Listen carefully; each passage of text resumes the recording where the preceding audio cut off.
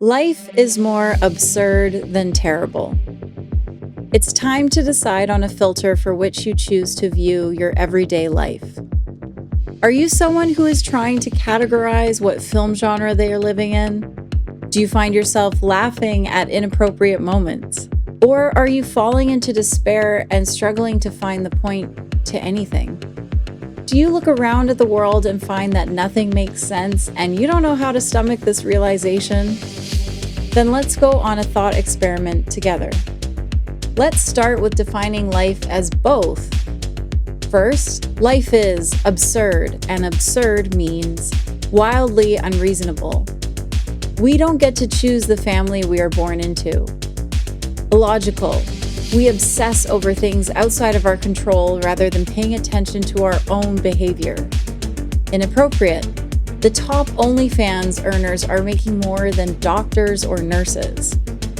We have vending machines with used underwear that you can buy, and women can also make money by sending their farts. Life is terrible, and terrible means awful, appalling, horrific. Awful because innocent people are killed or severely impacted every day by other people's carelessness. Appalling because governments are corrupt and in bed with corporations who own media, food, and our pharmaceuticals. Horrific. We are smart enough to have created artificial intelligence, yet we're still killing each other over different belief systems. None of us humans truly know what we are doing or know what is coming next. A truthful leader can admit that they are just making one dignified choice at a time. A fool, however, will claim that they are always in control, that they know exactly what is going to happen next. We are all waking up to play the same game of life. Yes, we may have more unfortunate starting points than others, but we are still awake. We did not die before waking once more to play again. In fact, most of us overlook the fact that we woke up at all.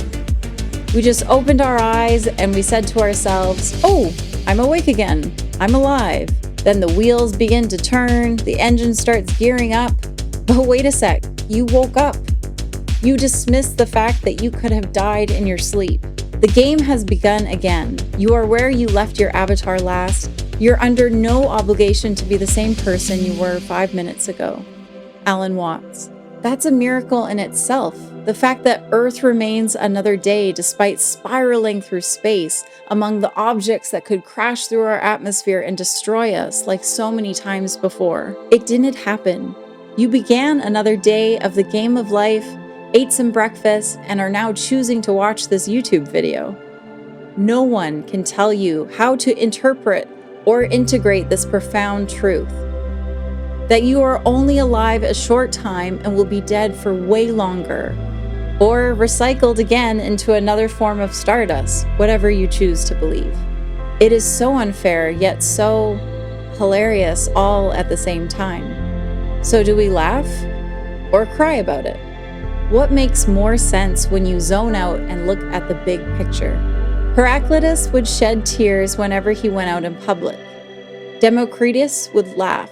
One saw the whole as a parade of miseries, the other follies, and so we should take a lighter view of things and bear them with an easy spirit, for it is more human to laugh at life than to lament it. Seneca. The key is training your mind to adapt to any given circumstance.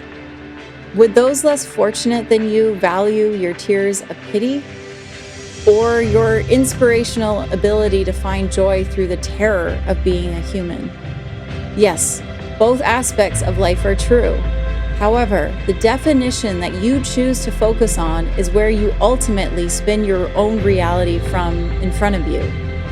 So choose one. Then look for the proof in it. I choose absurd. Here's why. Acknowledging absurdity has taught me how to expand my line of questioning and curiosity versus constricting it through the lens of terrible. The poison and the antidote live in the paradox of all things, two sides of the same coin, a double-edged sword.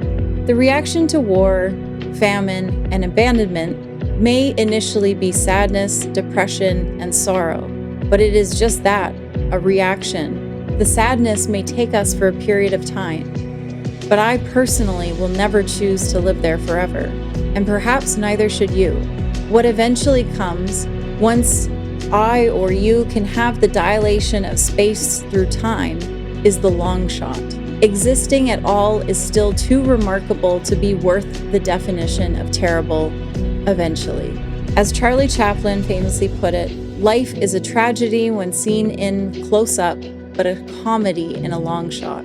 If our focus creates our point of view, then our depth of field is what we are pulling into the algorithm to match that parameter. When we outsource our attention, we have to take responsibility for what we are lassoing our peace of mind onto. If you seek all the injustice in the world, social media will unveil that to you. If you seek expansion through a niche of study you desire to master, the lessons will come to you in abundance. For me, writing has always soothed me through tragic times.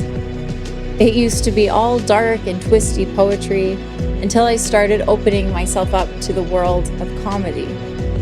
I studied human behavior and appreciated the flaws and mistakes and found beauty in the profanity of it all. You must stay drunk on writing so reality cannot destroy you. Ray Bradbury. When we fall into despair, we go inwards and are malicious to ourselves and sometimes others. We forget that we live in a mirror dimension, which reflects what we project out into the world right back at us. This has never been clearer, especially with social media. If we make the brave choice to acknowledge the terrible, if we choose to treat it as the house guest it is and not the lover that we live with, reality will eventually improve. It's your life. There are no rules so long as you do not harm others while they are playing as well.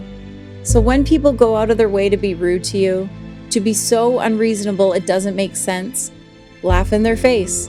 Be absurd. Take them to a new state to reveal how poor their choice was towards you. See what happens when you mirror the opposite back to them. Killing others with kindness is a great tool for submission. We always remember those who made a fool out of us. It takes a strong mindset to laugh at how our society could be so incredibly mismanaged.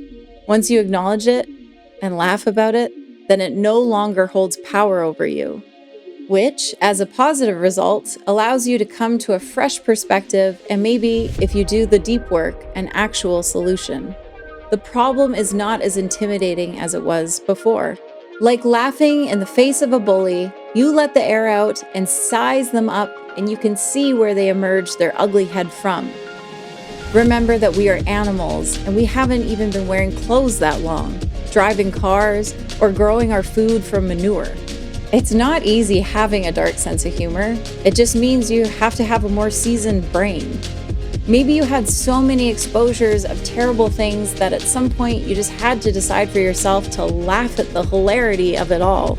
It's important to acknowledge that you are creating your worldview based on how you categorize past events.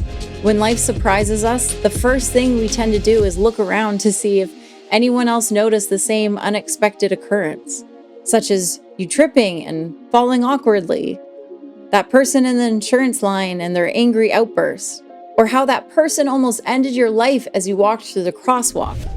Wait, did that just happen? Really? Yes, you could seriously die, and many people have because someone couldn't wait to check their Instagram before stopping their car. That's what we're up against in this life. Remember that one day, if you are lucky, you will get to grow old, and most things you think you care about now won't matter. All that will still surprise you is the real, genuine, silly, inappropriate, preposterous, victorious laughing moments when you still found a way to punch life back. When you smile and bare your teeth, remember your canines evolved out of necessity. They are a tool and a result of adaptation. We are so much more resilient than we are led to believe. Life is incredibly hard. We experience pockets and pure downfalls of misery. But we're not designed to live at the bottom of the well. We evolved to walk up straight, to keep going, and make use of the fact that against all the ridiculous odds, we get to live on today. How absurd and beautiful, wouldn't you say?